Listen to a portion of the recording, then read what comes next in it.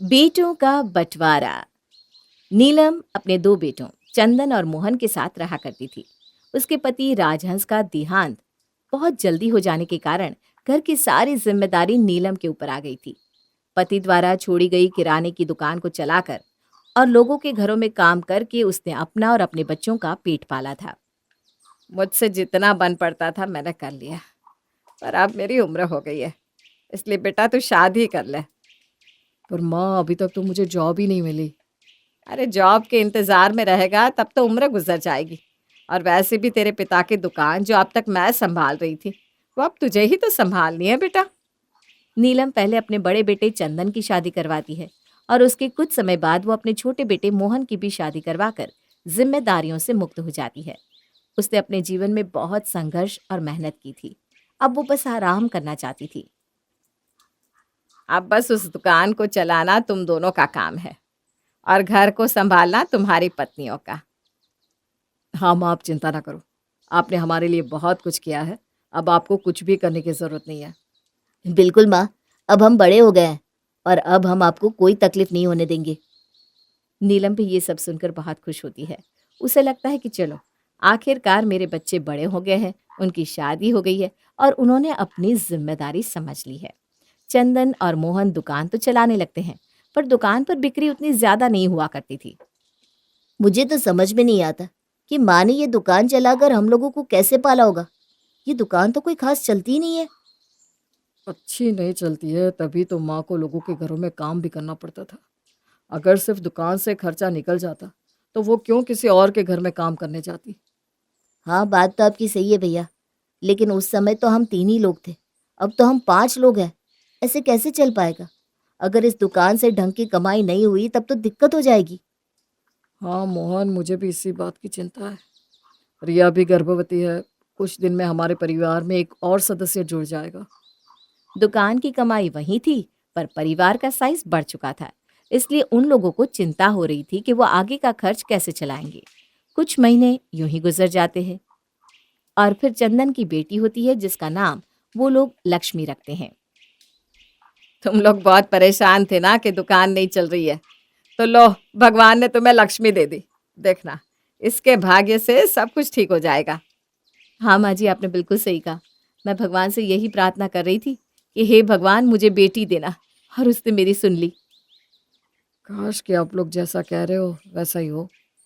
अरे आप चिंता न करिए चेटजी, बेटी होना एक शुभ संकेत है। अब बस आप देखते जाइए कैसे आप लोगों की दिन दुनी रात चौगुनी तरक्की होती है। आप लोगों के मुंह में घी शक्कर। सिर्फ कहने से काम नहीं चलेगा। घर में लक्ष्मी आई है, सबका मुंह मीठा करा। जा, फौरन भाग कर बाजार जा और मिठाई लेकर आ। मोहन बाजार जाता है और मिठाई लाकर सबका मुंह मीठा कराता है। अब जैसे जैसे लक्ष्मी बड़ी होती है, वैसे वैसे उनकी दुकान सचमुच अच्छी चलने लगती है। पहले वो ग्राहकों के इंतजार में बैठे रहते थे और अब तो ग्राहक लाइन लगाकर उनका इंतजार करते थे। भैया, माँ की बात तो एकदम सच निकली। लक्ष्मी के आने से सचमुच हमारे घर में लक्ष्मी माता आ गई है। देखो, हमारी दुकान कितनी अच्छी चल रही है। हाँ, और इसीलिए ना मुझे तुझसे एक बात करनी थी। मैंने सुना है पड़ोस वाली दुकान बिकने वाली है, तो क्यों ना हम वो दुकान खरीद ले और अपनी दुकान बड़ी कर ले। अरे, आपने तो मेरे मुंह की बात छीन ली भैया। मैं भी आपसे यही कहने वाला था।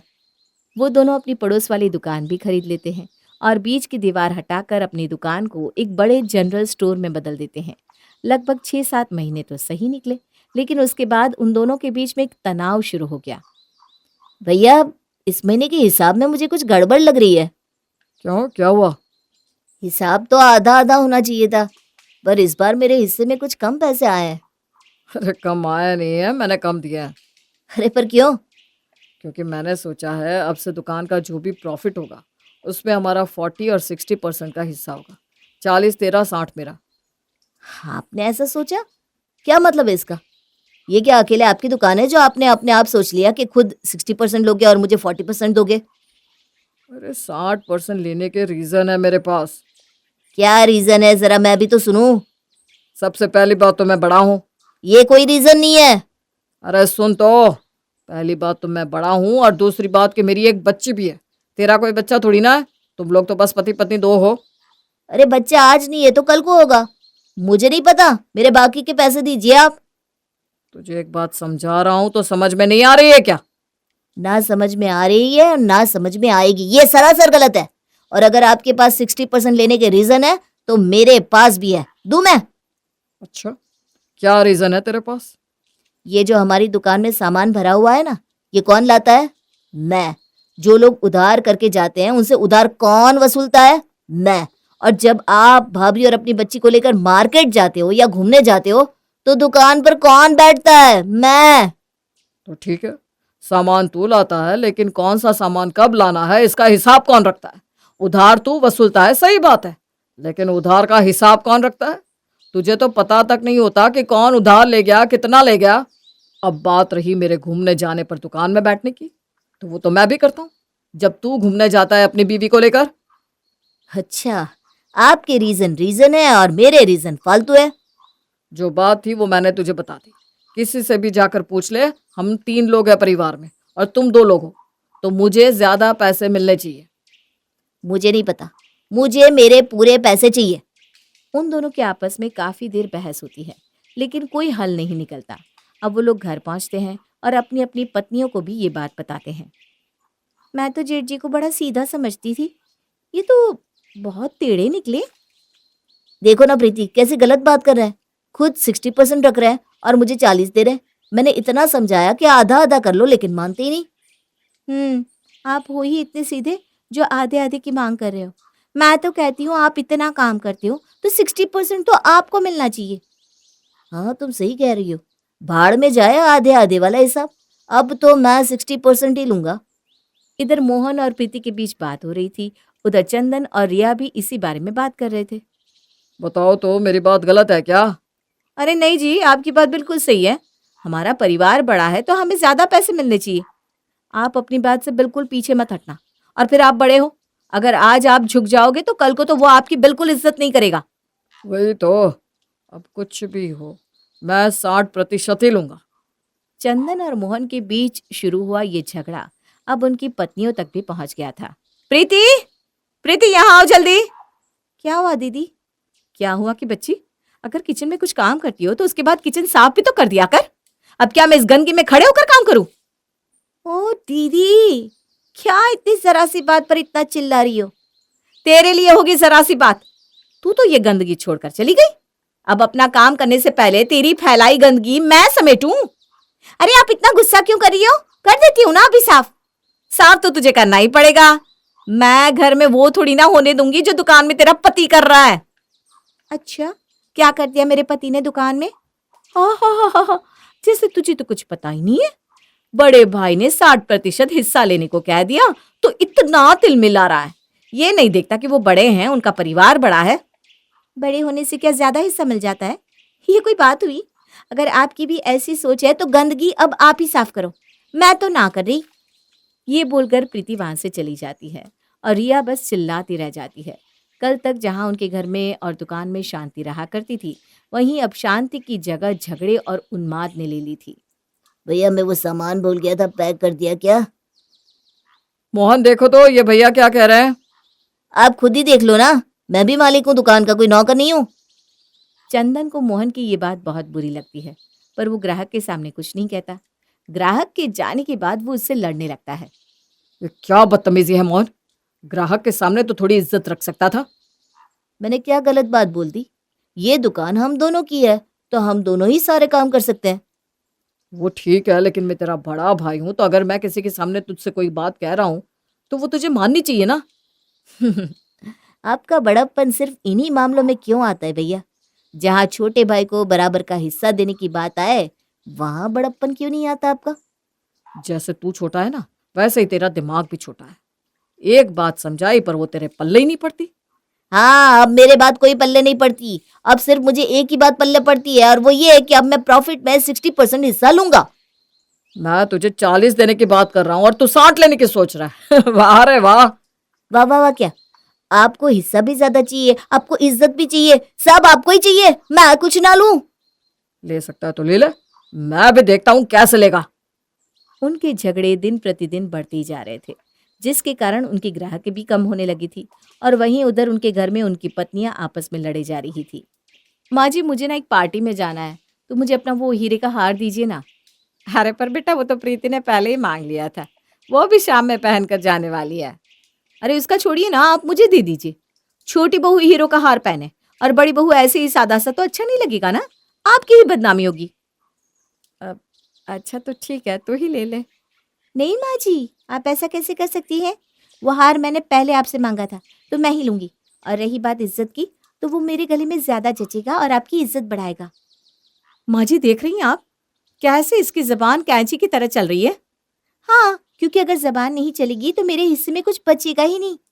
मैंने पहले से बोल रखा था, फिर भी आप वो हार मारे लिए जा रही थी। ये कैसी भाषा बोल रही हो प्रीति, मारे ले जा रही थी। अरे मैं मानती हूँ तुमने पहले मांगा था, लेकिन अगर बड़ी बहू पहन लेगी तो क्या हो जाएगा। आप जानती नहीं हो माँ जी, इनके पति दुकान के मुनाफे में 60% हिस्सा लेने की बात कर रहे हैं, और यहाँ घर में ये ज्यादा हिस्से पर हक जमाने के चक्कर में है। ये सब मैं क्या सुन रही हूँ? कल तक तो हम सब मिलकर रहते थे, आज ये हिस्सों की बात कहाँ से आ गई? ये हिस्सों की बात जेठ जी ने शुरू करी है, उन्हीं से पूछिए ना आप। फिलहाल तो मैं ही पहन के जाऊंगी वो हार, मैंने बता दिया है। ऐसे कैसे पहन कर जाएगी तू? मैं बड़ी हूँ, मैं ही पहनूंगी। प्रीति और रिया का झगड़ा बढ़ता देखकर नीलम दोनों को ही हार देने से मना कर देती है। दोनों मुंह बनाकर अपने अपने कमरे में चली जाती हैं। अब जब मोहन और चंदन घर पर वापस आते हैं और उनकी पत्नियां इस बारे में उन्हें बताती है, तो उनके बीच में भी झगड़ा शुरू हो जाता है। मोहन, अपनी पत्नी को समझा ले। अब भाभी को समझाइए ना, मुझसे क्यों कह रहे हैं? तुम दोनों पति पत्नी पागल हो गए हो। पैसों का इतना लालच और बड़ों के लिए कोई इज्जत नहीं। 60% हड़पने की शुरुआत आपने करी थी भैया, और लालच हमें है। उसे हड़पना नहीं कहते, हक लेना कहते हैं। ज्यादा मिलना मेरा हक है क्योंकि मैं बड़ा हूं। जैसे कि तुम्हारी भाभी बड़ी है, उन्हें वो माँ का हीरे का हार मिलना चाहिए था, पर तुम्हारी पति ने सब खराब कर दिया। भाभी ने शायद आपको बताया नहीं, पर वो हीरे का हार पहले मेरी पत्नी ने मांगा था। तो जो हक की बात आप कर रहे हैं ना, उस हक के हिसाब से तो वो पहले मेरी पत्नी का बनता है। बस यहीं पर तुम और तुम्हारी पत्नी मात खा गए। बड़ों की इज्जत रखनी होती है। अगर किसी बड़े ने वो चीज मांग ली है तो छोटा उस पर अपना हक नहीं जताएगा, प्यार से दे देगा, समझे? हमने तो अपने माँ बाप से यही संस्कार लिए थे, पता नहीं तुम्हें कहाँ से मिले। बात अगर बड़ों की इज्जत करने की है ना, तो बड़े इस लायक होने भी तो चाहिए कि उनकी इज्जत की जाए। और दूसरी बात संस्कारों की, तो संस्कार मैंने भी वहीं से लिए हैं जहां से आपने लिए, और मैंने वहीं से ये भी सीखा है कि अपने हक के लिए आवाज उठानी चाहिए। अरे बस करो तुम दोनों। बहू, तुम दोनों खड़ी खड़ी तमाशा देख रही हो। तुमसे ये नहीं हो रहा कि अपने पतियों को रोको? तुम्हें अच्छा लग रहा है कि घर में कलेश हो? पर माँ जी, पर क्या माँ जी? उस समय तो तुम बहुत बड़े होने का राग आलाप रही थी। तो बड़ा होना क्या बस ये होता है कि अपना हक ले लो?